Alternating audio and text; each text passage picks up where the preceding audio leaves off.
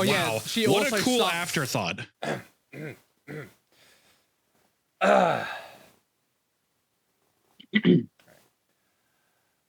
Hello, everybody. Welcome back to the Afterburners, your necessary side supplement to the Afterthoughts. New one was released 2 weeks ago, so make sure you check that out. Anyway, today it's Alex and I again for episode 13, where we're going to be talking about brain-computer interfaces. So, Yeah. I'm just going to kind of quickly go over some of the notes I took when learning about them from a Wired video on YouTube, where a brainiac in that region of expertise was answering online questions and stuff. So from that, I've learned that to get a brain-computer interface, it's which is a very thin film with like hundreds and thousands of electrodes on it that they put onto your brain, that allows you to take the brain processes that you're having, thoughts and all of that, and is able to digitize that into data that can be accessed via computer. Basically turning what your brain's doing into a binary code that a computer can understand. But that surgery itself is very quick. Takes an hour. And sometimes it depends whether or not anesthetics are used, which I think is pretty cool. That it's just like not that invasive in terms of a surgery, which I find pretty interesting itself, because like they're putting something on your brain, which feels like it's invasive by itself. But yeah, so these BCIs, they take the electrical signals and turn them into digitalized information. Currently, the field of BCIs is being used for people who are affected with paralysis or certain disorders. Basically, BCIs are going to be, as of right now with the plan, they're hoping that that's going to be helping a lot with the rehabilitation processes with patients dealing with that sort of stuff. It's kind of like learning how to write or how to ride a bike. When you get a BCI, you have to learn how to use it in a way. And they're still gathering research and data on that kind of stuff by talking to people who do now have BCIs and are able to use it to communicate with the outside world, which is the thing that we're wanting for those people, because it sucks to be paralyzed and you're just stuck in an immobile body. Like, that's just scary and not fun for anyone. So being able to touch the outside world in any sense is always good. I've also learned that it will be possible, well, it can be possible for the BCI to basically decode, record, and replay dreams and imaginative visual activity. I don't know how far that could go, whether that just be like full-on hallucinations or like a half awake, half asleep hallucinating type of thing, where it's more of like a dream state invading your consciousness. Right. So just kind of want to run down some notes on kind of some basic information stuff that I learned. But before we delve too much into that, I kind of want to talk about the application of such technology in the future.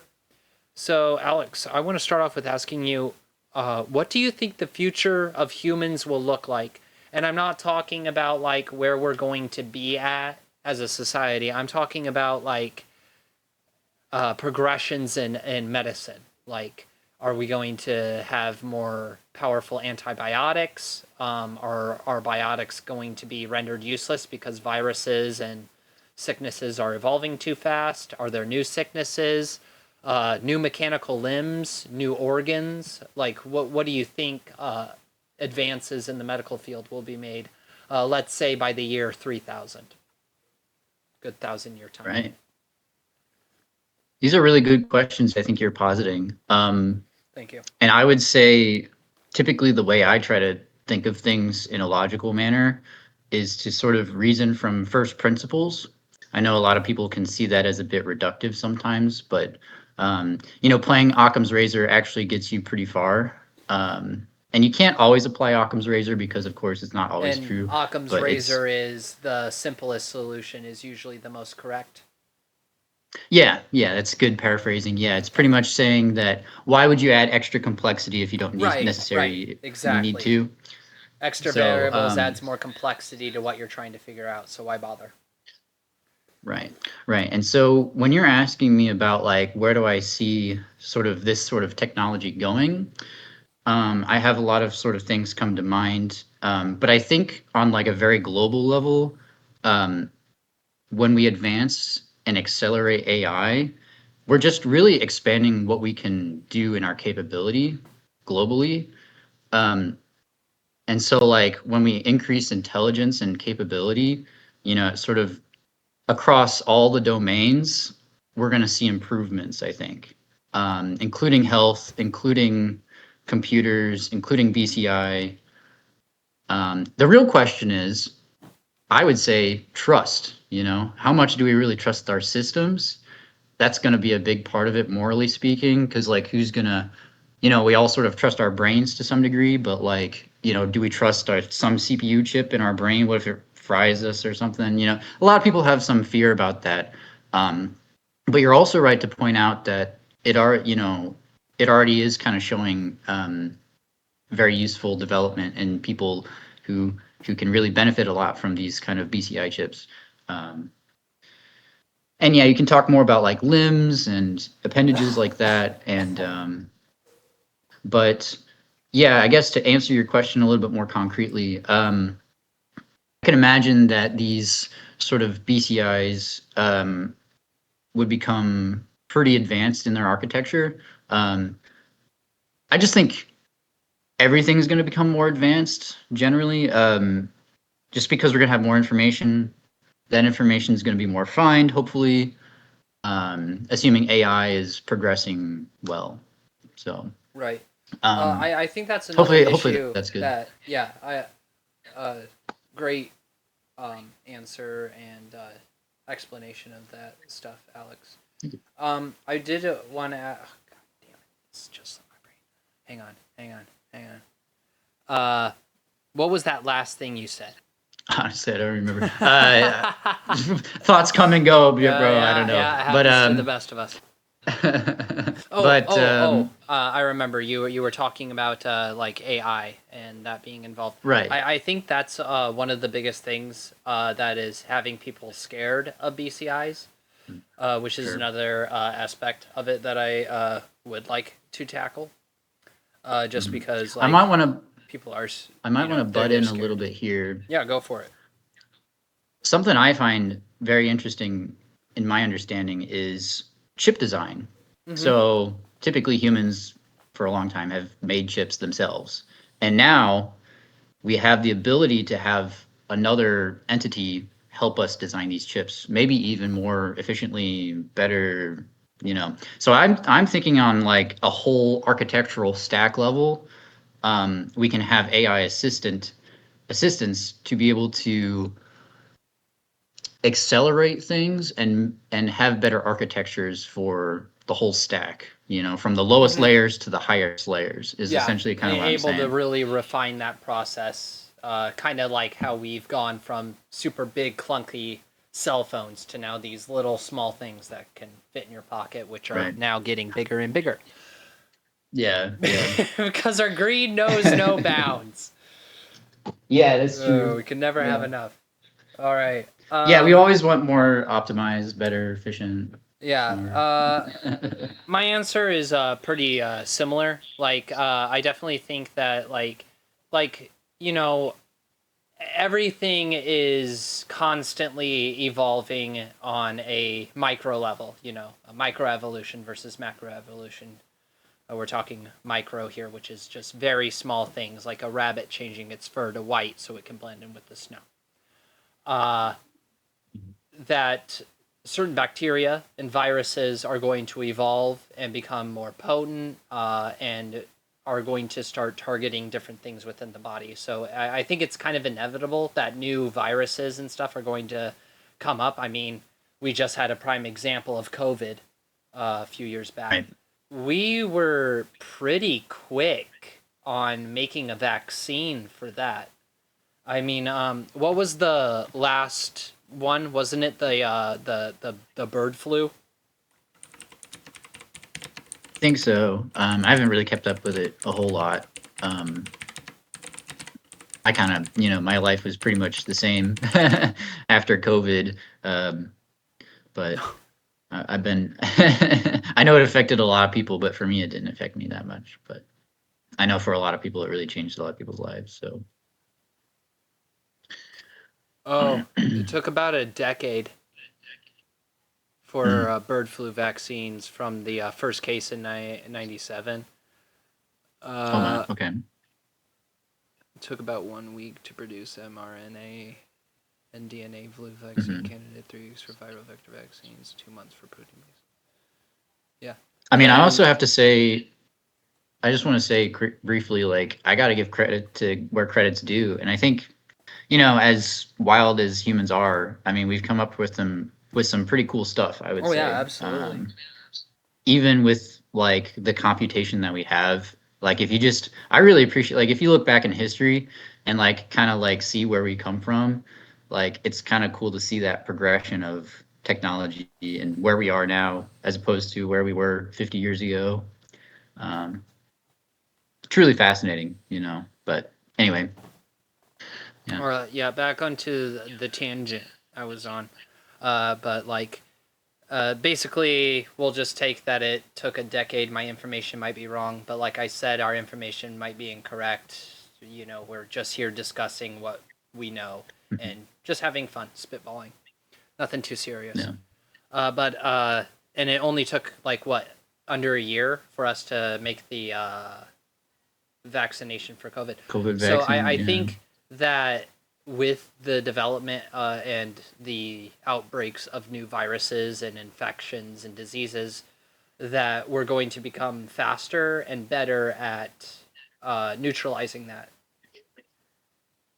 And that's where I think our future is heading. I think we're, so long as society is putting, overall health of the human as a forefront in what we're developing and putting our money towards, I think we can really start to hit a age of, I wouldn't say peace, but I'm having a hard time finding a better word. Kind of like hopefully this peace, nice, ideally. Yeah, right. I mean, that's always the end goal. But I think that if we're able to just kind of eradicate a lot of these diseases and are able to find solutions for the stuff we have, that will kind of have this like golden age of where there's a lot less hurt in the world. I definitely think, when you said golden age, I think there's going to be a lot of change in this modern time. And I think the real question is, a lot of people are asking, well, what kind of change? Is it going to be good? Is it going to be bad? And the thing is, we don't know. I mean, we can try to reason as much as we can, but some stuff's going to change. And I mean, we're like, some of it's going to be hard. I'm sure a lot of it's going to be hard, but I'm sure there's going to be plenty that's going to be really awesome. Change exceptionally is awesome. the number one fear for humans. Humans hate change. Well, I mean, we like tradition. We like what we know. What we know is exactly. safe. The unknown is So we're what thinking we're about afraid safety. of. That's why change is so scary for a lot of people. Which is why, like, deaths in the family and stuff like that, that's why that can also not just be a sad and hurtful time, but also a very scary time, because so much has changed. Like, with my grandma dying, like, my grandpa's been going through it, like, real bad. Yeah, I can imagine. Yeah. Like, because, having a life partner for pretty much for as long as I've been alive. Yeah, like, it's very over 25 years of a marriage of someone that you've lived with or talked with every day, gone. And it's just, It's hard. Change life. is just scary, but at the same time, we have to embrace change, because if we don't and we just keep running away from it, things are just going to stay the same. And even if some people think that's a good thing, you also have to realize that even though we're not progressing towards anything negative, we're not progressing at all, period. Which means we're not progressing towards anything good either. Mm. And I think Yeah. that as long Yeah, as I we have mean, that stuff that I was talking about at the forefront in yeah. terms of rehabilitation with more with advanced technology that we get in the future, and our applications of it hmm on medicine and the science of it, like I You just know, think that that's going to help a lot. yeah. I don't know about you, but like to me right now, clarity comes to mind, you know? So Mm. like in my life, I'm not a big fan of confusion, and I can't Yeah, I can't same. imagine many people Absolutely. are, you know? Right, right. And this sort of has to do with like how we interpret stuff. And then some people could ask like what's the right way to interpret something, or like is there a wrong way, like misinterpretation, right? So there's a whole bunch of ways to interpret. Um the real question is how clear are we getting our signals, and like are we maintaining the information throughout, you know, from like I have this uh mental map of what I call DIKW. It's kind of an older architecture hierarchy. I think it was like kind of developed by roughly by like Plato and Aristotle, and then developed later in history. I know Cleveland, 1982. Anyway, this idea that you have sort of DIKW, so data, information, knowledge, and wisdom, and you kind of ascend the ladder. But on the lowest ring of the ladder, you need sufficient data. And so you can imagine that any sort of disruption to any one of these things can really throw off stuff. So you want to kind of preserve the sentiment is kind of the idea. Um, Did you know but yeah, I Aristotle just and Plato both, like, not together, but they both engaged in gay sex? wow. Ancient Greece, bud. I mean, Yeah. ancient Greece was kind of messed up, like in terms of like the whole sex, because like how it was that a an older man would take a younger male, and an older female would take a younger female, and would basically educate them in sex, Hmm, which interesting. Yeah. let's not do Yep. that. Yep. I Yep. just Yep. find it Taboo. to be yeah, a lot of Mhm. taboo stuff was just kind of let loose back then. It was really weird. Yeah. Well, I mean, you can also sort of imagine as time progresses, regulations and just sort of general knowledge progress. So like I guess the modern person sort of has a lot of knowledge about a lot of things. Right. Um, but they're also sort of It's kept in just check by society. right. I just think it's weird how like society has kind of shaped those Mhm. depending on whatever they believe to be morally correct, as the human's mind's idea of morality is always going to be subjective. Right. Uh, Well, I guess if I just you find it the weird rule of how thumb. like some cultures kept like, yeah, you can have sex with kids as young as 12, and Mm, some countries and future civilizations were like, no, you got to be 16, you got to be 18, to get married or to have sex and all that. I just think it's really weird how just like things have like both changed and haven't from ancient times. Like mhm. ancient Rome, like a lot of our laws are based off of what the Romans had, which was a lot of it was propagated by the Catholic Church, basically invading its roots throughout Rome, Yeah. which itself was a I corrupt mean, system. But yeah, it's interesting to see, yeah, how like kind of behaviors and like incentives change over time. mm, You know, what was once important is now maybe not so important. Like one that comes to mind immediately is just like, hunting. Back then you yeah, needed to know that's how a to hunt. great example. Yeah. And now you can just buy food at the store. Mm-hmm. So, it's like, um, Now we're so I starting guess to we have grow to it. sort of, yeah, yeah, yeah. So I don't know, I guess along with We've this sort gone of, from chasing it to growing it. Bro, yeah, insane. yeah. Yeah, Insane. no, really, it's really cool to like think about like we've sort of mastered our environment to some degree. Well, we've been able to contextualize things. So that's one of the main things we can do is like we can look at something, identify it, and be like, okay, Yeah, that's the nature of that thing. we live in an intelligible universe. I believe Right. that's the Well, we correct can make word. sense. We can make That's what sense I of like stuff. to view it as, because like as far as we know, all of our math checks out, all of our physics checks out, like it's all a Mhm. nice, very intricate system. So Right. I like And I that we're even to able add, to use anything that we do know, and we're able to apply that to anything else, and Mhm. that logic works out, so long as the two things are in some way related. You can't compare, right. like, oh yeah, this Absolutely. apple is red but this cat is orange. Science. Mhm. Yeah.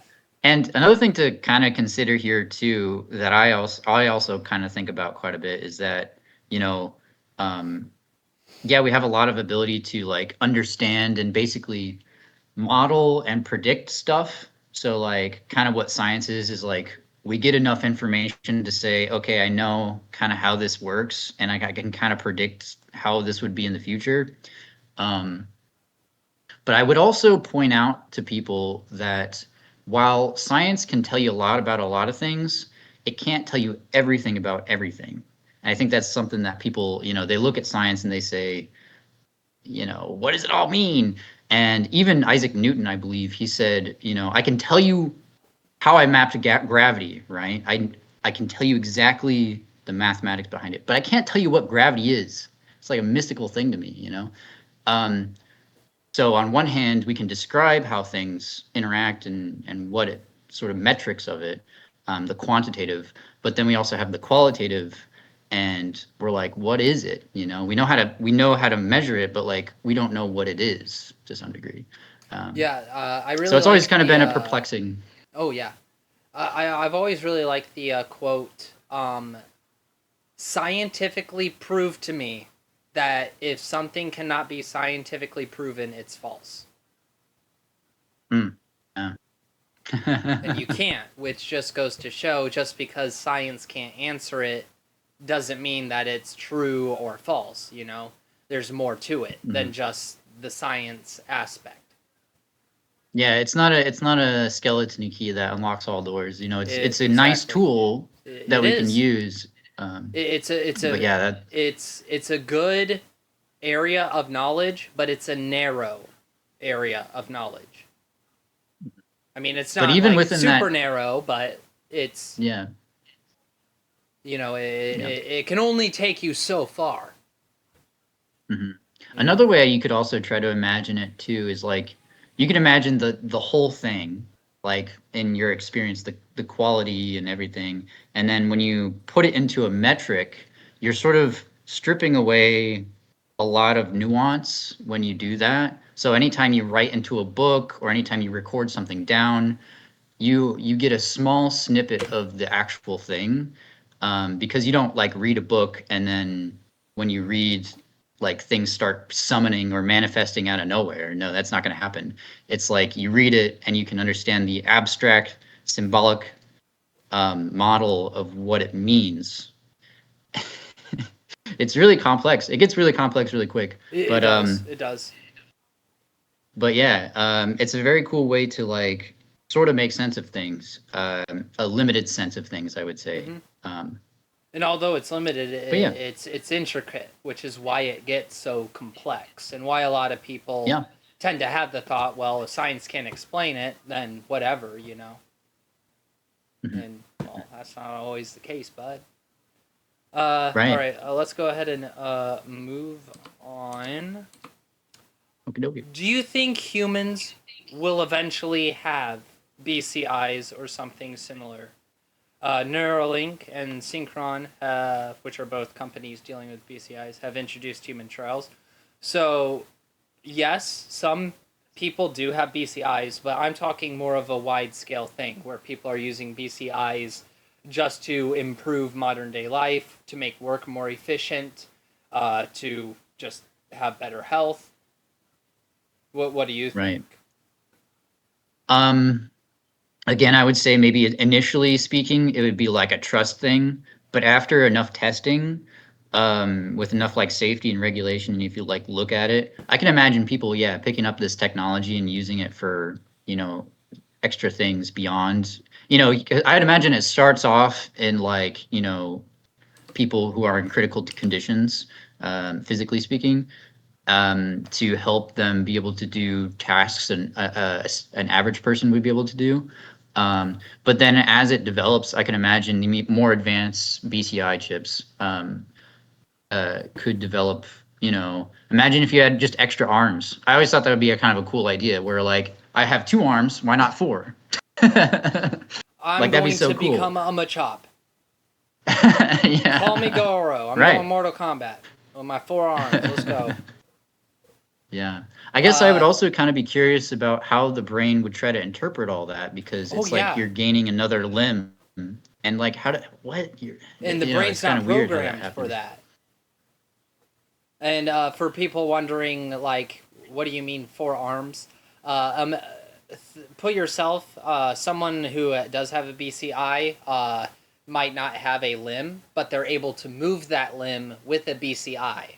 Like, they're able to send a signal after, learning how to do it and stuff to move their arm and stuff like that. So Alex is basically saying, well, why not have this BCI also linked up to 2 external arms so that way you have more limbs Right. to do things with? Yeah.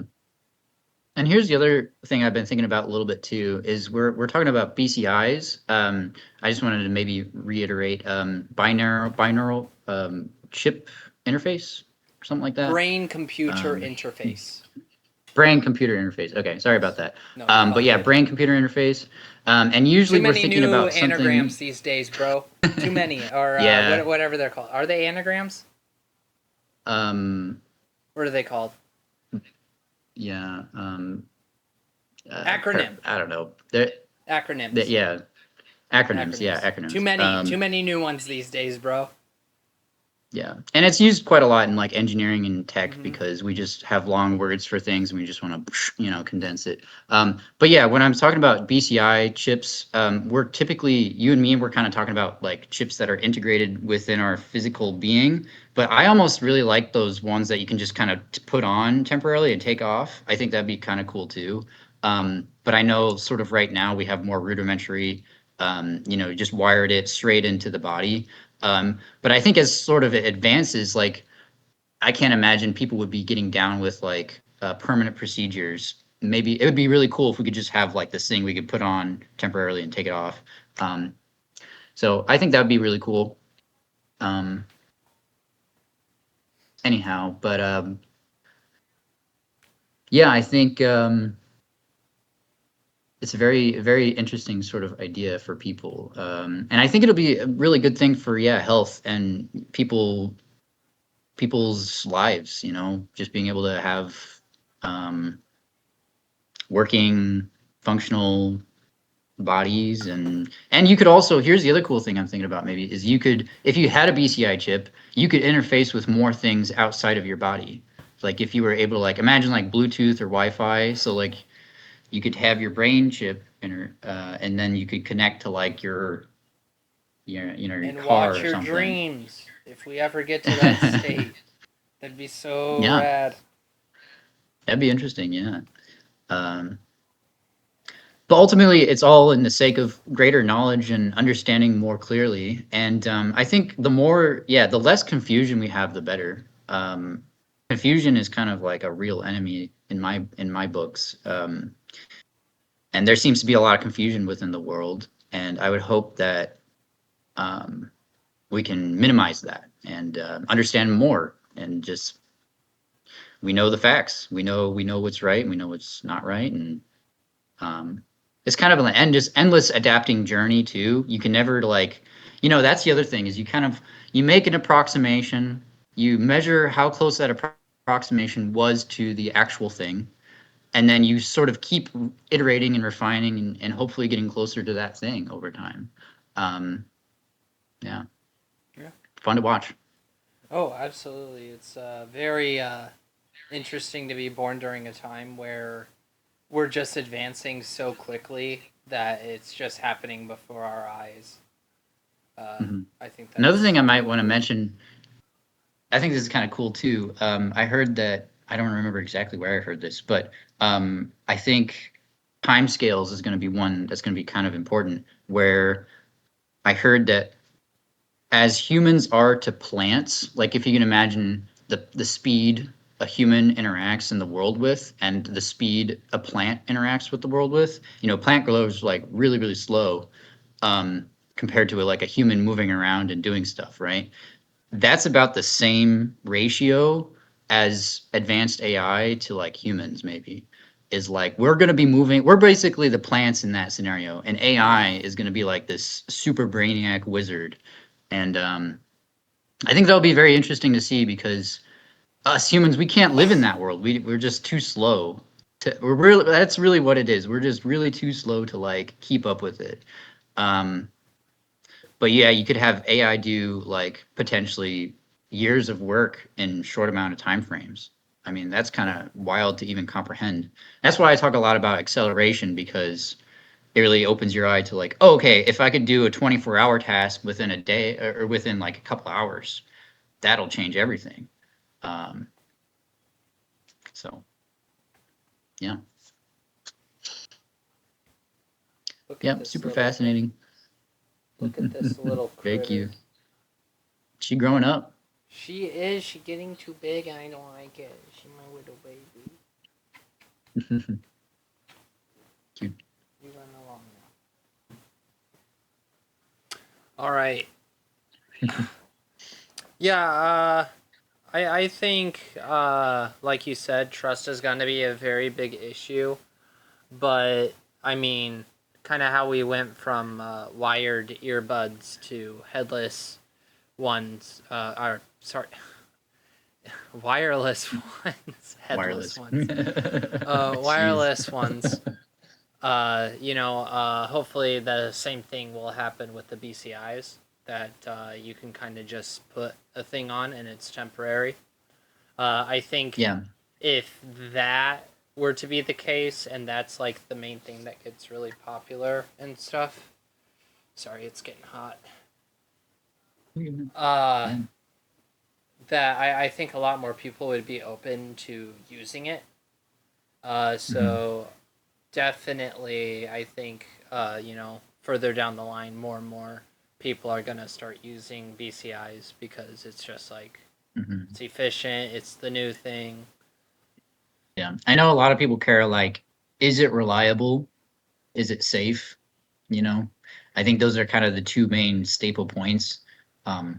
If it's safe and reliable, people will typically be more interested in it. But if there's a lot of confusion around it, well, I don't know if I'll do it. So. So if we kind of hypothesize that later down the line we start heading down this line of people getting BCIs and stuff like that, do you think laws will change for that? Yeah, absolutely. Yeah, I think that's one that we're already starting to see, like right now with AI and information and stuff. Of course, you have like Sora 2, and these really, really high res sort of video models, and like, yeah, we're already trying to play catch up, I think, in the moment right now. So we are really trying to reevaluate how we're going to approach these types of things. Anyway, I know privacy is a big one, right? And monetization, because like who wants to be looked at all the time, right? Right. So, yeah. Hey, what's up? I should say something cool. Sure. I'll be out in a bit. But Yeah, I think lifespan will be kind of an interesting one. If we do have longer lifespans, if people are basically another thing is like people are going to be given more ability. They're going to be able to, what a person would be able to do now would be different than what a person would be able to do with advanced BCI, AI chips, of course. So like we have to I think it's a moral question. I think personally the way I look at that, I say, okay, people are becoming more powerful, just more and more, they understand more, they can interface with things more, there's just a lot of things happening. They're more capable, they can be in more places kind of, they can outsource, they can outsource a lot of their time and energy.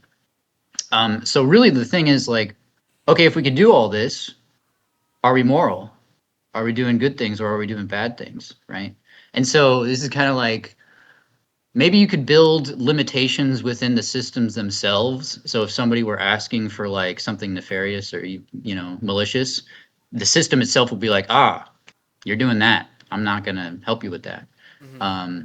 So I think making smart systems that can be like, hold up, wait a minute, that's a good thing to do. And endowing morality or some sense of morality within these models is going to be very important, I think. Um, so yeah, laws and morality are going to be kind of at the forefront, I think, in these coming times. Just like I said, people are going to be more powerful, be able to do much more, much quicker, have a lot more information at their hands. That won't be confused. There's not going to be a whole lot of confusion. So if that's the case, we better be sure about what we're doing, and we better be solid, solid enough to be able to Right. do right things. Mm-hmm. So that's just kind of my general synopsis. I don't know how laws are going to catch up with all this. I mean, I can't imagine. I'd be scratching my head as a lawmaker, but yeah, um, maybe you'd even make an AI lawmaker implementation to keep up with the speed, because like literally it's a game of speed. You can put up a whole bunch of stuff with like I was saying earlier. If you had something that can do a day's work within an hour, a human's not going to be able to compete with that. So Right, but if we leave that kind of stuff to AI, doesn't that kind of erase the democracy we have? I think we'd have to have a lot of trust in it. Mm. And that means a lot of things. And we'd have to really be making a really fantastic model, right? Um, to have enough trust within it to say, yeah, it knows what it's doing. Um, but right now, us humans, we have to keep it within the safety ballpark, right? But Yeah, well, that whole idea kind of falls in line with the whole we have all these cautionary tales of always trust the government, always trust the system. It knows what's best for you, and we eventually learned that no, that's not the case. So, what would you say to that counterpoint? can you elaborate maybe a little bit more? I just want to understand a little bit what you're trying to Okay, ask. so basically, what I'm asking is, how do I phrase this?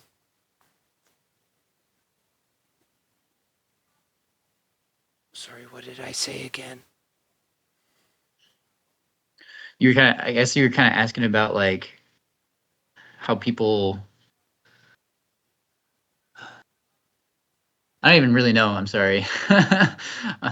My brain's not working at full Oh, function, I guess. the counterpoint that like the cautionary tale.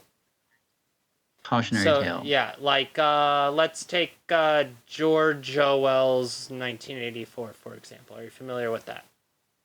Hmm. So basically, everyone in that world, other than our main character, is basically following the system because they trust the system and they Hmm. believe the system. And I mean, of course, Big Brother is a factor in that by using fear as a method of keeping people in line.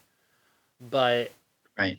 like we eventually learned that that's not always the case. So like how do we know Mm, for sure that like the AI or computer that we have to make these laws and make these decisions, like how do we know that's actually in our best interest or that's mm, actually helpful? It's not yeah, just some weird random generated thing that right. possibly doesn't make sense. I think I'm beginning to see what you're trying to say now, and I would say it's a philosophical argument more, Hmm. asking about what we deem as significant law.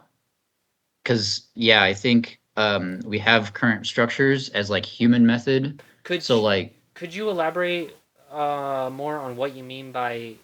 Did you say superior law? oh, human systems of law.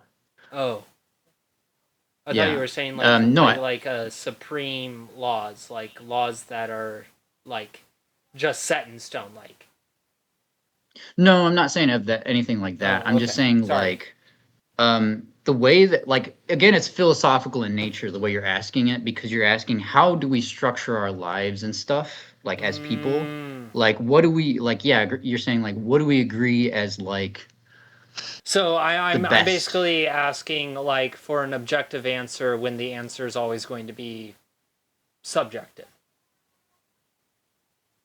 kind of, yeah, Okay, but kind of right because you right. can come to some semblance of like a proper thing.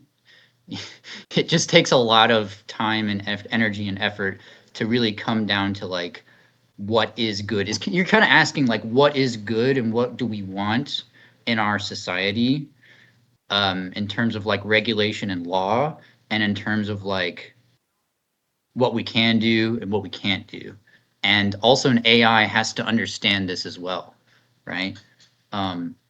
So this is a very multifactorial sort of question, and that I mean I don't know how to really answer that. Like, I mean I could try like to like, I would say maybe from if we're doing from first principles, you want these AI to really evaluate what people want, and I think it has a pretty good understanding of what people want to some degree. Like it has maybe a fairly decent understanding of like the general idea of what people desire.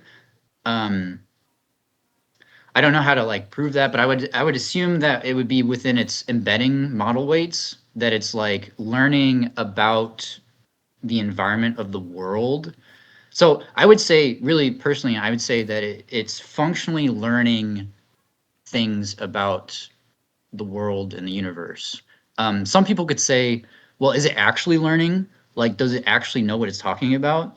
And I would say it's functionally learning. So it may not actually know what it's saying itself. It may not know, but it looks like it knows enough that it's functionally the same as knowing.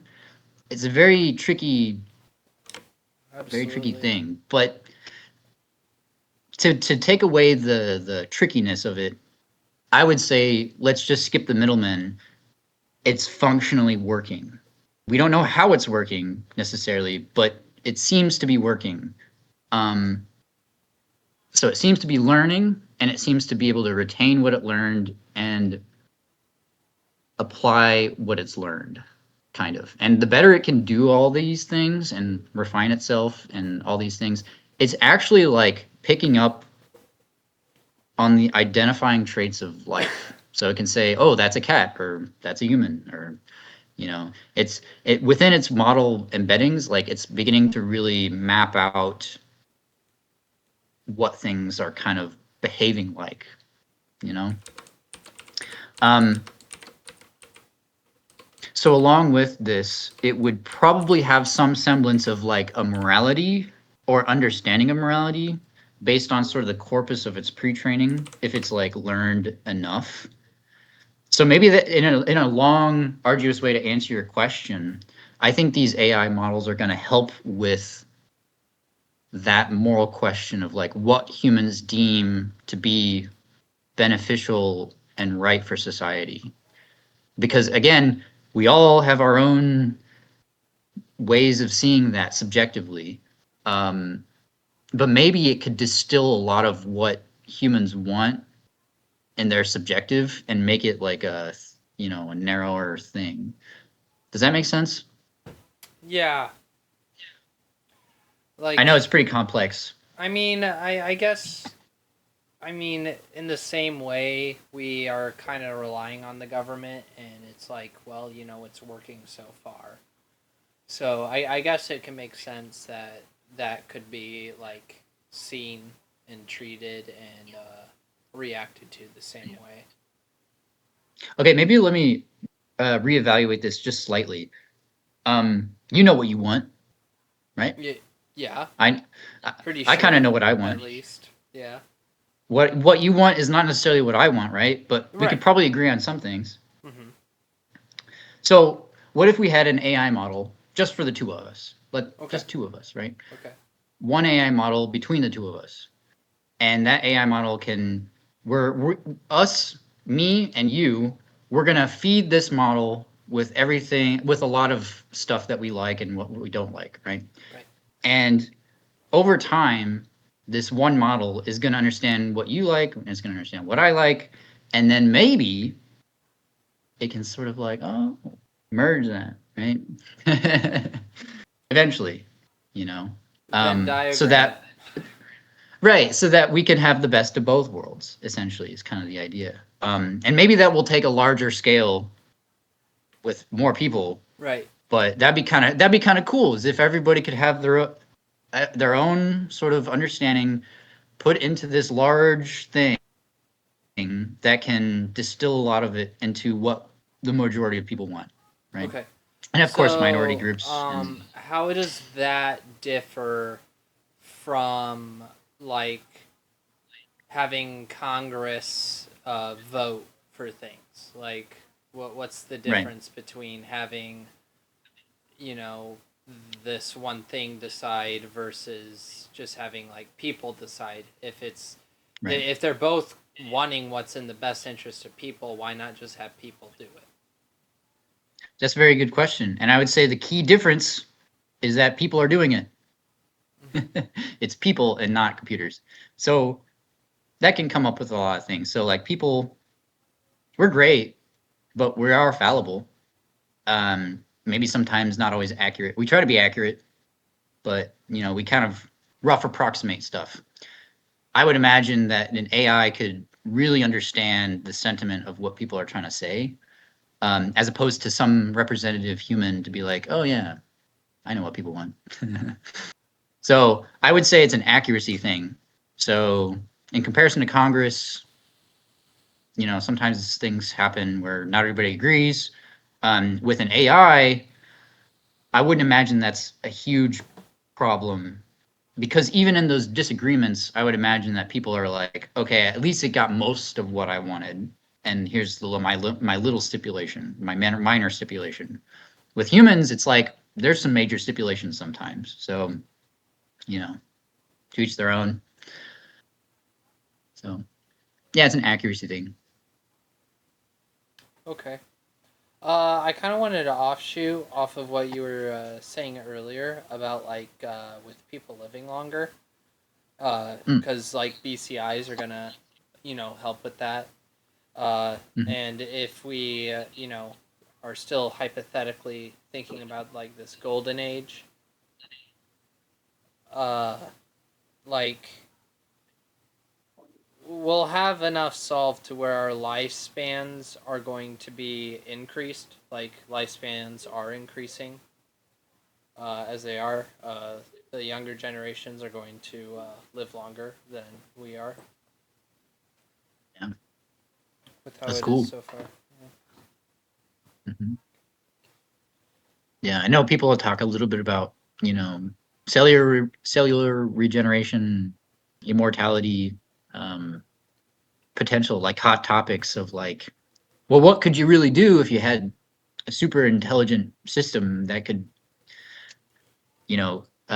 come up with all sorts of amazing drugs that could lengthen telomeres, regenerate cells, take away cancer. It sounds like a dream, But if you had a really smart system, you know, I feel like in history, really smart people have done a lot.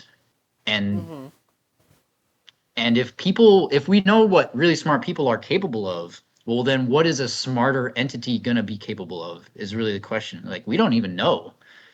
Like, we can just, the sky's the limit if we can try to, like, visualize a super intelligent thing. But it's just not easy to really think about. Yeah, it's a tough problem. Yeah, I think a lot of people are really trying to, figure out what's happening in our modern landscape. A lot of questions, not a lot of answers, sort of Mm-hmm. thing. Mm-hmm. Um. So with that, like let's say humans average now on average live 150 years, at some point in the future. Hmm. Do you think that kind of the same question I had earlier, just a bit more forward in terms of betterment of human health? Uh, Hmm. do you think laws for that are gonna change? Like, for example, copyright laws. You know, Mm. those exist 100 years, and most of the time, the person who had that copyright is going to die before that, expires.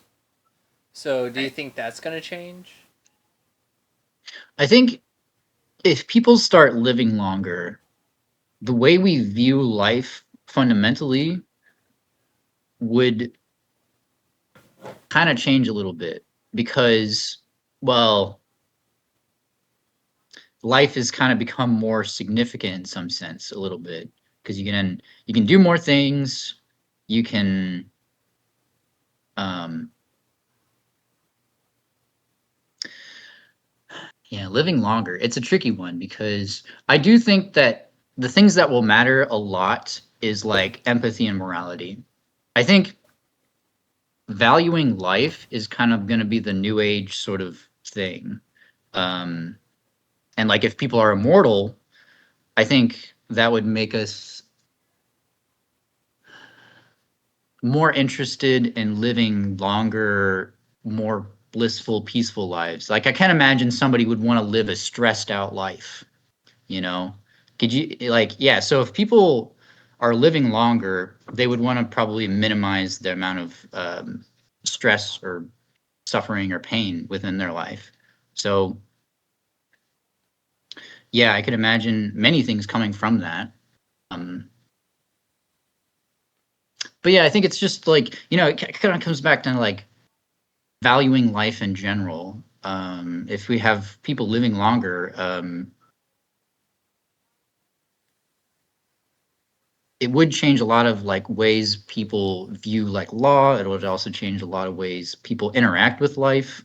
If you had great great great grandparents still alive, you're like, what? Um, so like family might be more important. Um, it's really hard to say. Yeah. Like, I know you mentioned copyright laws. I think that's already something that's trying to change at the moment because we already have, generative AI that can come up with all sorts of stuff, and people are kind of trying to navigate Mm-hmm. that as well. But yeah, I think You go you'd ahead, have to like finish. understand. Well, I just think you'd have to understand like that people are living longer, and so with that, you'd have to have longer plans, longer objectives, longer like longer context, more stuff, more things. Yeah, in general, more things in general. I think. Anyway, I'm done. Okay. Um, what you you said like immortal earlier. What do you How do I want to phrase this? How do you envision immortality? Like how do you see us becoming immortal? Like what's that end thing look like? Well, I guess I would kind of say if we can map the human system very, very accurately down to kind of each cell. Like I think there's several trillion cells within each human, right? But if you could have like a really advanced AI basically monitor the primary significant things within your body constantly, um, you could have like regulation of like the circulatory body. You could be checking on your kidneys. You could be checking on your heart. You could be checking on all these different things. You could have nanobots inside of you, filtering your things through your body. You know, you could have external things that try to maintain your cellular life, right? So, like, you can imagine optimization for the body. Um, Okay. Now, of course, you're still going to have like aging degree to some degree, but you could even have de-aging technology. So we already understand to some degree, even now, how to regenerate. I think cells on an individual level, but just not on like massive scales yet. Right. So if we could figure out, how to program cells to, do more significant things, it could be kind of reasonable that we could regenerate our bodies. I mean, if we were trying hard enough. See, really what I think what we're also talking about too is like trying hard enough. Okay? So us humans, we can try really hard. And if Right. we have a group of humans, we can try really, really, really hard. More people, more expertise, more time to do a thing, you can do a lot of things. It's the same kind of principle I would think with AI. We got one AI, it's got a capabilities, it's got a speed. You get a group of AIs, all working on something, it can do more things. So I really think what we're really asking across all these different questions is like, what kind of workloads can we do with a lot of time and a lot of energy? And you can think of each AI as being some factor within that time and energy. You get more AIs, effectively more energy input, less time needed to finish the task, and hopefully accurately, right? You want accuracy along with this. Right. But yeah, and then, well, the sky's the limit because what used to take 20 people to do and months on end, you can do within hours or days. Pretty Okay. neat. And that I I would say that applies to human regeneration. okay. I would see it more as like so if we can get more like a more advanced BCI, eventually in a way you could kind of replace every part of your body with something robotic or prosthetic. Mm, that's an Or interesting one. or Okay. full on if you want to get into the topic of it, the transferring of consciousness or the Mhm, copying of consciousness to put into a robotic body or bodies or synthetic body or bodies. mhm. Yeah, I it's really think kind of. like because at that point aging isn't a problem. Your any like possible health complications don't really become a problem. All you really have to Mhm, worry about is battery life and any conditions that could possibly destroy the body you have, mhm. which would Yeah. have to be more extreme than what it currently is, because it would probably be more Mhm. durable. So I guess you're kind of, I don't want to put words in your mouth, but you're thinking more of like a cyborg type thing. Like less body, more Right. tech So integration. either cyborg in terms of like RoboCop, where like all that's really remained Mhm. of him was like his brain, Yeah. uh, And Yeah. then I'm also thinking of like full on robot, like the Terminator. Right. Like Yeah. but rather than being like an AI, you're a conscious, like your consciousness is in there. Hmm. Like Hmm. I would say, like, once you're getting to like the end of like a natural lifespan, you could have the choice to do that. Okay. Yeah, that seems like an interesting idea.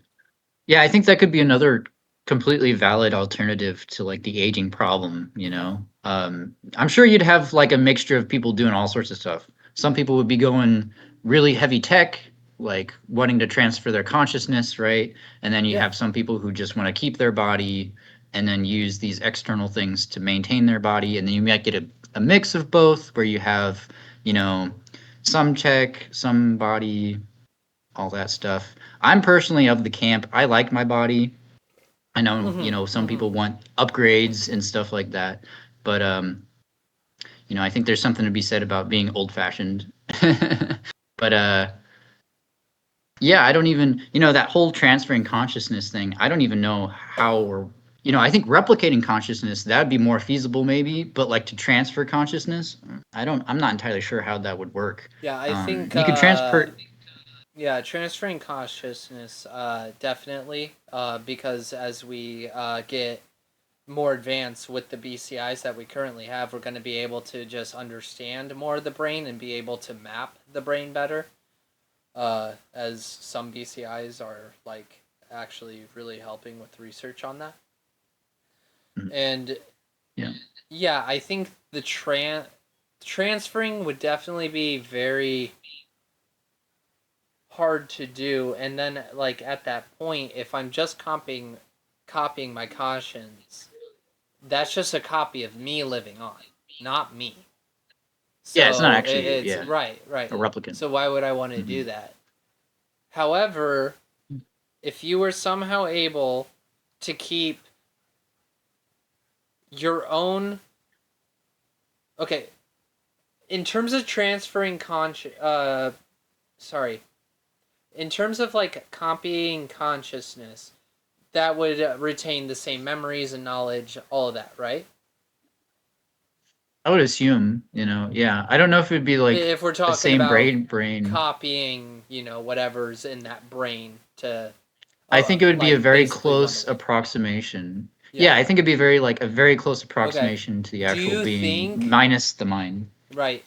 Do you think then whatever new experiences that copy of your conscience does, like let's say, okay, I copied my conscience, I'm a brain in a box living in a virtual utopia, but Hmm. I want to do things or whatever, I don't know, and I send this robot out to go do something for a decade or two. Do you think Okay. we could have the technology that that robot comes back and then it can upload that 20 years into mine, Ooh, where I like where you're I going with this. where I would now have that 20 years experience of whatever I wanted that robot to do, or whatever it was I wanted to do, because it is a copy of my consciousness. It has my same dreams and aspirations. So if I Hmm. create, and copy my conscious with already knowing what I'm wanting to do, I'm going to do it. But Hmm. that's a copy and not mine. So I wouldn't have that Hmm. experience. Right. I guess maybe a twofold answer to that sort of inquiry.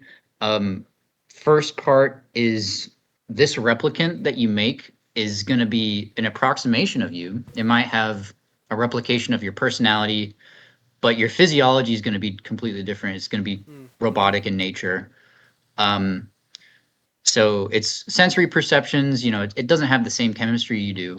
Right. So there's going to And be a lot of things that are different about it. right. And the But reason why ideally, I'm it's going to be similar. explaining it like this is it's kind of in a way getting around the whole needing to transfer my whole consciousness, me, into something else. It kind of gets around that in a way. because you can send something Right. out to have that experience and then upload that experience. Yeah. I think the future is definitely going to be that of outsourcing. So like your analogy is actually really close to what I kind of consider to be, how I think things would be. I don't necessarily know about the whole coming back and downloading into your brain. I think that'd be very interesting, but like Or do even for you me, like think you would have to, in a way, treat the brain like a hard drive and wipe it and then copy over everything? Because it would still have all your old uh, memories and all of that. Like, it's still the copy of you, right. just now with more experiences. So, I I mean, just I just think there's maybe at the current point in time there's just such limited understanding on right, consciousness and like the right, right. brain. Like it's really hard to say, but like I can imagine like Neo, right, in the Matrix, like where he just gets jacked in and like starts learning kung fu. That's a really cool concept. But if you could have this AI do something a longer form task for extended period of time, come back, I think that would be really neat to be able to download to your brain. Um, but my sort of inquiry with that is like, well, could your brain even handle all that? Like would I want that even? I would personally, I'd put it onto like a computer. That would be maybe a little bit more like safer. But like I guess if you really wanted to get into it, maybe the more understanding we had about it, yeah, you could maybe. um, I just don't know if that would be something people would actually desire, you know, because again, you're almost rewriting your brain a little bit. And I don't know. I kind of see our brains and our consciousness, our being as kind of sacred to some degree. So if you start meddling with it quite a lot, you could really run into some very risky stuff. So I would say I like that scenario, but just have the AI come back and just put it on some external device, and then you can try to interpret that on your own leisure time, right? Mm. Um, um, But I like the idea. I think it's a very fun, fascinating idea. Yeah. All right. So this idea, question that I'm going to ask you has been bothering me ever since I was Mm, like writing stuff for the episode. Uh, mm, so let's say, like, once you get to the end of your natural life, you can, in a way, put your brain into a cyborg and essentially live much longer. Okay? And let's say that. So this would not apply to those serving a life sentence. But would you think it would be fair to force the prisoners that are serving like 200 plus years, that once they get to the end of their natural life, if they haven't fully served those years, that their brain should be moved into a cyborg in order to serve that time? Morally speaking, I mean, as a moral question, I don't know if that would be something I'd And be in or agreement would they with. I even don't be know. allowed to have that option? Because Right, being jailed is a stripping of rights and privileges. right. Because Again, I think because this is a you, at the same philosophical. time, yeah, right, because at the same time, in terms of how the law is, okay, I sentence you to 216 years. That is not the same as you have to serve a life sentence. They aren't the same. Right, One is right. quantified, the other is not. The other is just you are there until you die. hmm But the other one is I suppose. quantifiable. I suppose for me, a better way to really analyze this is I would Or do you say think that should only apply to those who are arrested already in a cyborg body? these are really difficult questions. Right. And I'm like, I know they're not exactly like within the realm of reason or current understanding, and it's Mhm, definitely like a major hypothetical, but mhm. it is within the realm of possibility with what we have right now and the possible advance advancements we'll make in the future. Right. I guess maybe let me ask you something personally. Yeah, yeah. Do you think that the institution of jail or yeah, prison Mm-hmm. in itself is like the purpose of it is to rehabilitate? Mm-hmm. Mm-hmm. Yeah? Yes. Okay. How good is our assessment of a person's rehabilitation? I know we can sort of monitor people like prisoners and try to assess are they doing well, or but it takes a fair amount of inquiry, right? Even just for Right, one prisoner. right. I Not mean, imagine like a it's whole really thing of hard prisoners. to like answer that for like on a personal scale because like there Right. is evidence of people who get out and then reoffend. You know, they Right. got put away for Right. murder for 20 years for some reason, they get out, they murder again. But there's also Yeah. people who did murder who get out and they've like totally changed their life. You know, like they are now a good member of society. They're, you know, a productive member of society. Right.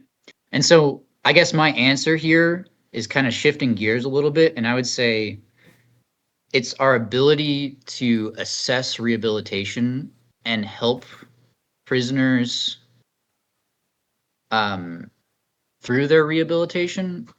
And I think with AI, we can better assess things like this. Okay. So maybe, we don't have to put away somebody for 200 years, but maybe they learned their lesson in like 30 years.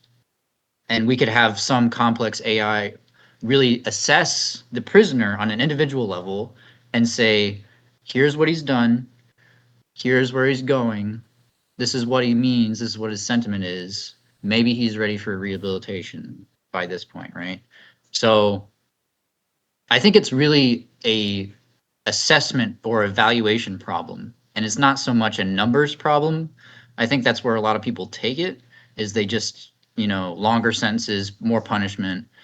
It's more so not more punishment, but are the prisoners learning what they need to learn while they're there? And like you say, those reoffenders, I think a lot of that happens because, they hate the system partly, and I think if we had more compassion in a general sense, we could have more rehabilitation. I think there's just a lot of pain within the world. Let's just put it that way. And so, yeah, being more accurate in our assessment of people and looking closely and treating them like people, treating them with compassion and validation are are good if the prisoners can reflect that. If they're unable to reflect these things, well, then obviously they're going to have to stay there. But it is a very complex question. But I really do think it comes down to the evaluation thing rather than a time thing. So that's my answer. Okay. Uh, Along the same hypothetical, I know you gave a really good answer, and I'm kind of like, in a way, contradicting your answer. But I do want It's to all know what good. you think.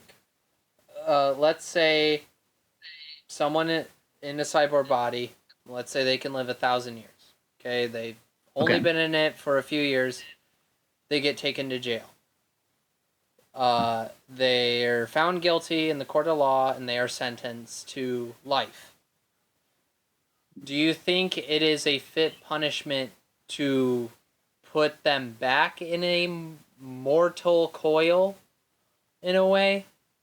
Or should they live out the however long it takes for the cyborg to stop working or whatever, to malfunction or whatever? Right. 1,000 years, man. Another difficult question. I think at some point it kind of becomes a little redundant. Fair. Like, I think, like, of course, like, what did they do to deserve a Well, thousand years? I Of would course. also think that, like, with the advancement of AI, that would also probably help us in determining sentencing and, like, Mhm. making sure, I like, definitely think, yeah, I think we could do it better. I think we could have better systems in place on every level, So right. if there was a prisoner who did something very bad and needed 1,000 years to make up for what they did, well, you'd have to, do that, I guess. Yeah, but if they're sentenced to a life sentence, Mhm. so It is tricky. Yeah, I mean, they are 100% guilty of whatever crime it is that deserved a life sentence. mhm. I just don't think we're talking about people's lives here, Right. people, a whole being, Mm-hmm. you know. And I guess kind of what you're asking as well is like, when do people like learn their lesson, or like when is it enough? Um, and should we be able to do this to people if they're doing stuff that's very bad? Um, yeah, I think when people are trusted with capability, people are trusted with a lot of things already, Mm-hmm. and we just can't take those things for granted. Um, and so, in a future where we are trusted with more things, it's going to be more important that we keep in line. But we have to want to keep in line. So it has to be something that we all sort of can get down with or agree with pretty good. So I'd imagine in the future, if people act out, people will um, be appropriate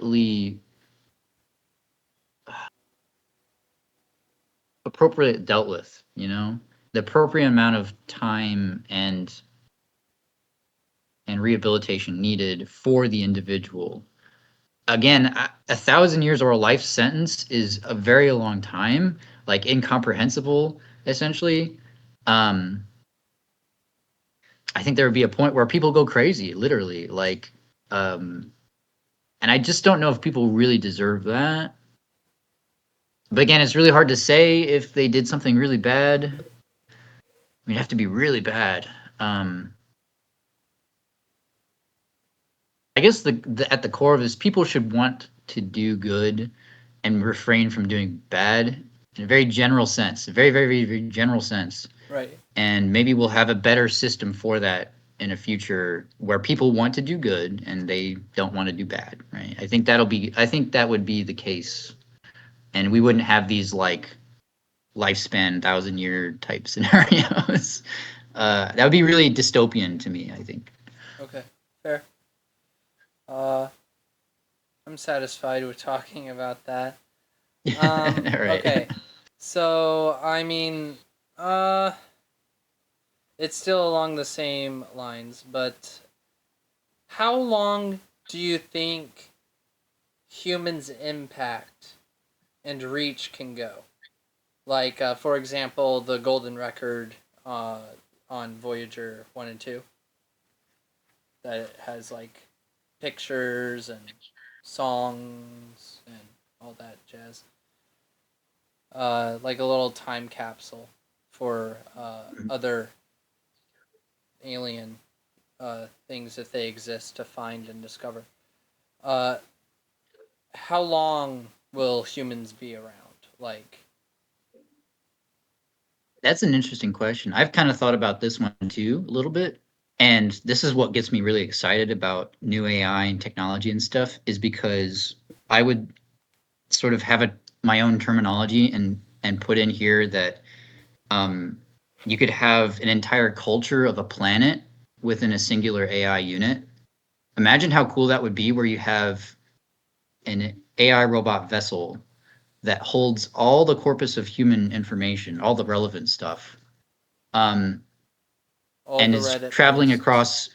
across is traveling across the universe and the stars and repopulating the Mm-hmm. universe with basically the sentiment and the understanding and the culture of all human civilization. I think that'd be very cool.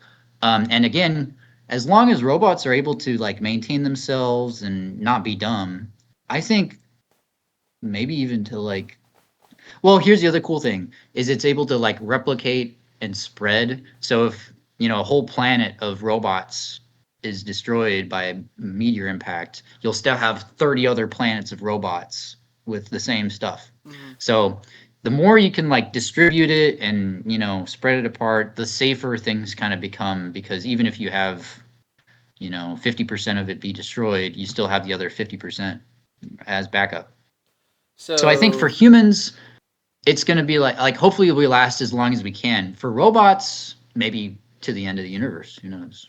I don't know.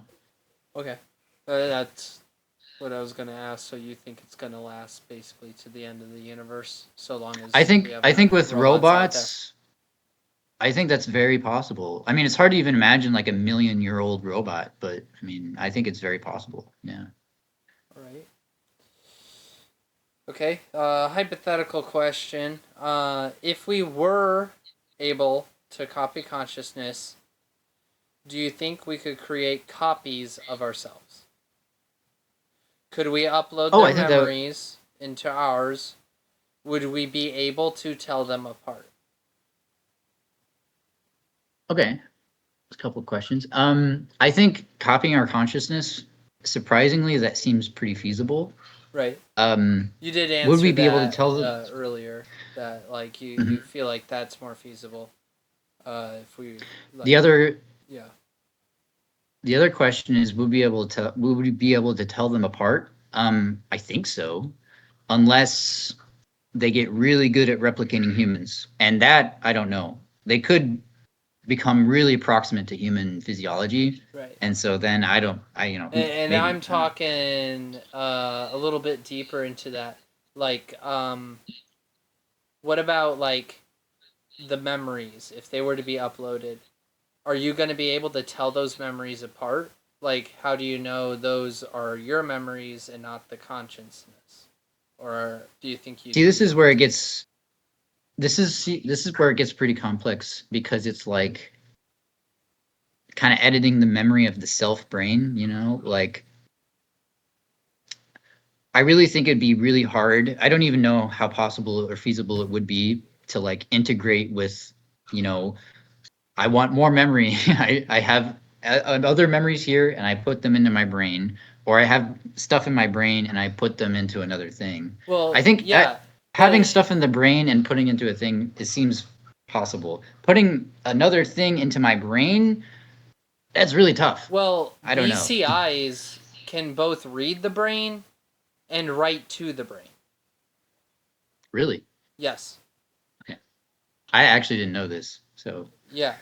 this is very interesting to me. I don't know exactly how it works, but essentially with the BCI, how it works with reading the brain is it's basically, reading the processes. Like, okay, I'm sending this signal because I want, my robotic prosthetic to move. That's it's Right. reading, that process in the brain.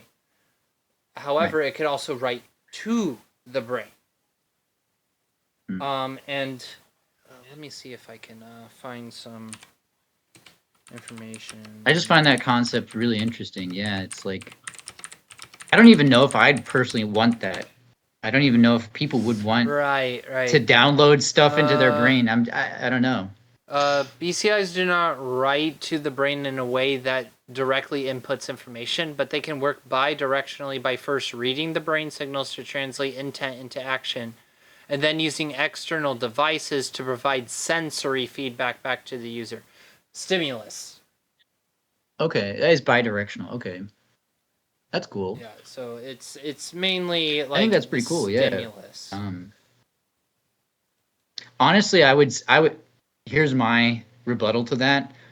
I would just have an AI assistant that would be sort of my knowledge base, right?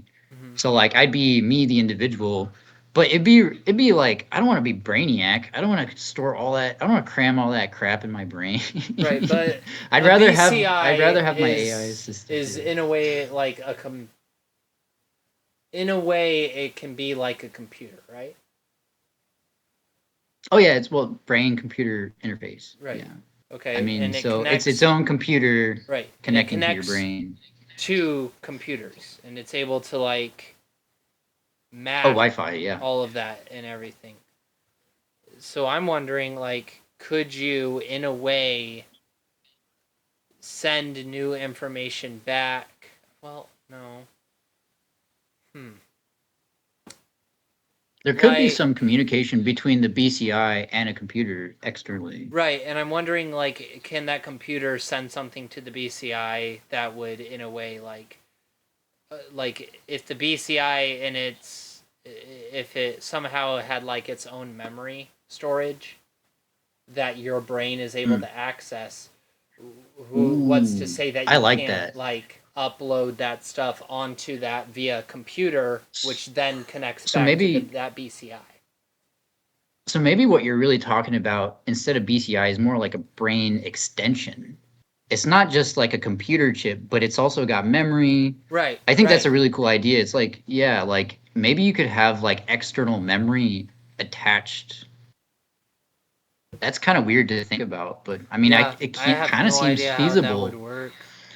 So, Yeah. how would you, how do you see it as feasible? Like, Well, yeah, like you said, like if the BCI chip is more developed. See, I was thinking more of like a rudimentary sort of thing where it's mm-hmm. just a CPU type thing. But if it has memory of its own outside of your brain's memory, well, then that kind of changes things, I think. I guess I was thinking of only your brain's sort of memory and like consciousness. But if you had your own little external BCI brain, then maybe you could have some interconnection between your own brain and the BCI. I think that'd be, yeah, Because I it's mean, very, yeah. Good job on pointing that out. no, right, like, because if at right now we're able to, um, feed stimulus to the brain via these BCIs, who's to say that those won't develop more in the future and be Right. able I think to it's do very that? possible. Yeah. Okay, cool. That's very cool. Yeah. Yeah. I like Okay. that. So the BCI, you kind of have to give it a command, right? Hmm. So, do you think, with how the brain makes the decision before you do, how do you think that affects BCIs? I think it'd just be optimized. I mean, I think we'll have sort of an intuition, and before we're done thinking about it, it'll be ready and done. I think it'll be Right. nice. I don't think it'll be super disruptive. There might be some timing sort of problems, but I mean, those can be kind of fixed, I think, Okay. on time step problems. But yeah, Okay. I'd imagine that's a pretty basic solve, you know. How do you think BCIs could be used for Alzheimer's and dementia patients? Oh yeah. I mean, this would be great because like kind of what we were talking about with memory. Like if you had an external memory BCI, Mm-hmm. I mean, your brain might not have memories, but the BCI might. So your brain just has to be smart enough to go into that chip and be like, okay, chip, give me the memory, and then hopefully like read it off. Yeah. Interpretation is a weird thing, though. You know, it's like there's a lot of sort of questions that could be underlying here that haven't been arisen yet. But So, with what I'm seeing, BCI systems can translate brain signals often via non-invasive EEG caps, which are a cool little thing. That's the thing you were talking about, less invasive thing. mhm. Into text, speech, or simple yes or no responses, providing a vital lifeline for self-expression and interaction with caregivers and family. Uh, it's primarily focusing on communication assistance, cognitive Hmm. rehabilitation, early diagnosis, and environmental control. Because, I mean, it's not like a cure, it's not going to be like, oh, boom, no more memory problems Right. because you got a BCI. Yeah. At the moment, it's But, mostly an aid. yeah, Yeah. quality of life improvement. Hmm. Which, I Yeah. mean, is fair enough. I mean, it's the same thing with the whole prosthetic limbs with Hmm. BCIs. It's for the quality of life. I'm all. I'm also pretty hopeful though because as you say, yeah, there's not a cure. It's an aid. I would say down the line, hopefully, I'd be expecting a cure because of Right. AI And I acceleration and I think it's progression. also a very weird rehabilitation tool because it's like, even though it's like in the same rehabilitation category as, like, okay, prosthetic arm whatever. It's different though because it's not a limb that you've replaced. It is your actual mind. Your actual And I wouldn't use the word replace, augment maybe. You could maybe you could replace it. I don't know, but who knows? Like again, we're sort of asking really deep questions but it's cool stuff. Yeah. Right. Okay. Yeah. And we'll go ahead and wrap this up. We've been recording for a good hour and a half. What are optimistic thoughts and views on the future? And what about pessimistic ones? Okay. So, I might just call out cognitive bias, negativity bias. That's a thing. So people are usually, the significant, impactful stuff is usually like we put a lot of significance on the negative stuff because that is the stuff that keeps us alive. Yep, survival. So most people are probably, in my estimation, going to be pessimistic and just like be scared and be fearful, and that's a very valid sort of stance, I think. The optimistic argument is, suggesting abundance, making energy cheaper, a better economy. People will have more time, hopefully, have more leisure, have more ability. That's kind of the optimistic bit. Is like healthcare will be good. We're just gonna have more, hopefully. But along with that, more hackers, more cybersecurity protocols. Yeah, I think as we develop in technology, I think we also have to develop morally. Just kind of like that simple, Uncle Ben, right? With great power comes great responsibility. Absolutely. We're having great power here, so we better be on our best behavior, right? Yeah. But That's also another weird thing that we could also talk about sometime with like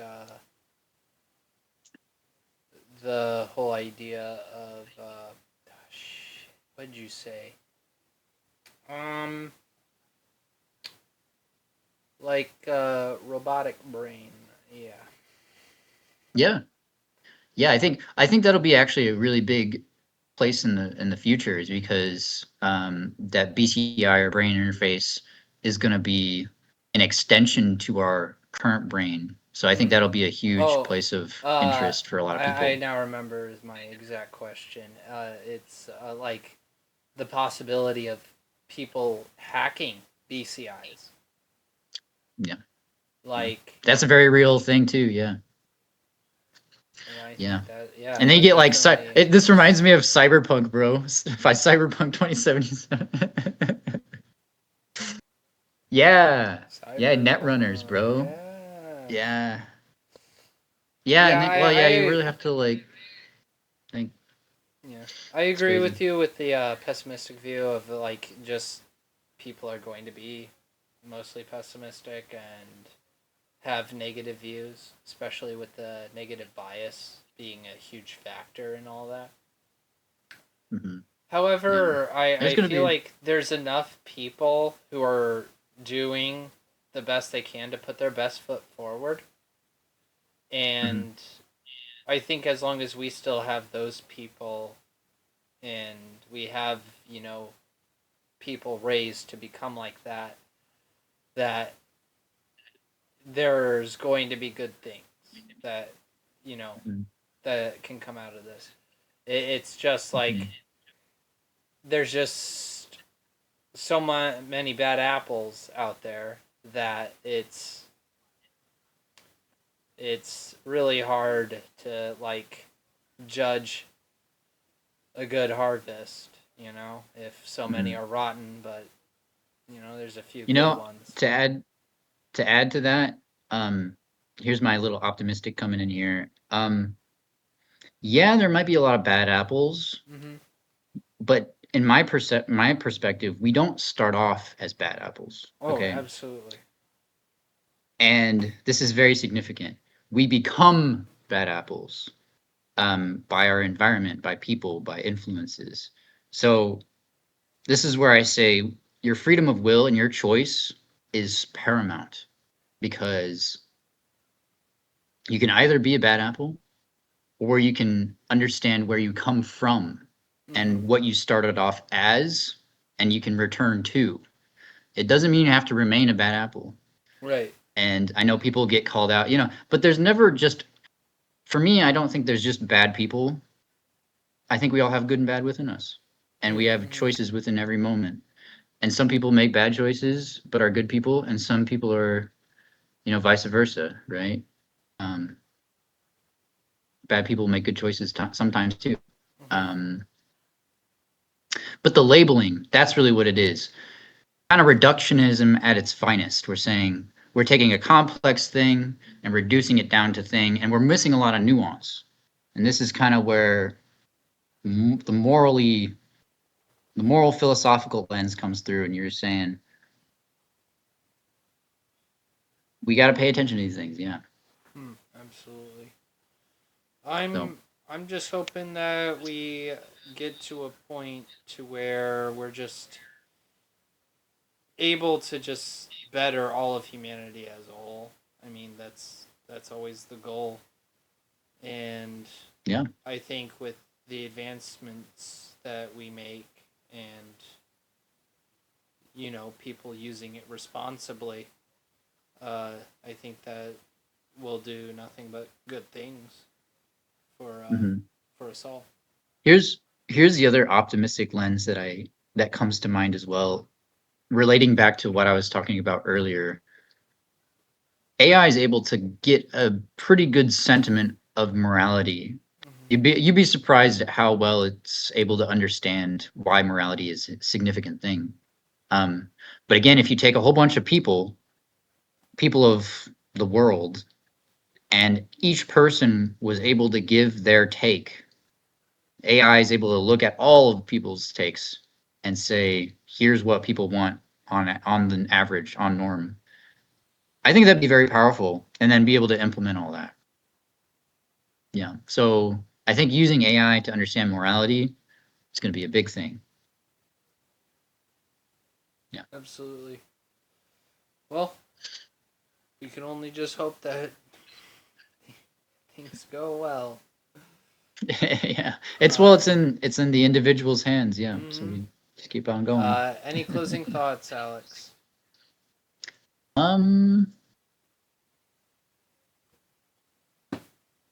Just love you all. Love you all. Thanks for watching. Yeah, thank you everybody so much for watching this episode of the Afterburners. If you did enjoy, please go ahead, drop a like, leave a comment if you want. If you want to stay up to date with new episodes, go ahead and subscribe and hit that little bell icon. I promise a little rush of dopamine. If you have any questions, comments, possible concerns, there's a nice little email down there where you can send a nice little email to Alex at snazzyyogi@gmail.com. Any questions, comments, concerns you may have, we'd love to answer some questions. Our stuff is down below, as well as Zach and Erick. Yeah, I think that's about it. Solid talk. Oh, yeah, solid. All right. Thank you, everybody, again, so much. And we hope you have a good one. All right, everyone. Take care.